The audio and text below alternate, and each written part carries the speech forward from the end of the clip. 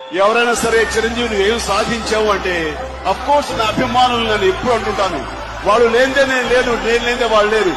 కానీ నా అభిమానుల సమక్షంలో అనాలనిపిస్తుంది, ఏమి సాధించావంటే రామ్ చరణ్ సాధించాడు. ఎక్కడైనా సరే కొడుకుని ప్రమోట్ చేయాలి, కొడుకుని ఒక స్టార్ గా ప్రజలకు దగ్గర చేయాలి అని చెప్పేసి ఏ తండ్రి అయినా ప్రయత్నిస్తాడు. కానీ ఇక్కడ నా బిడ్డ నా కోరికను తీరుస్తూ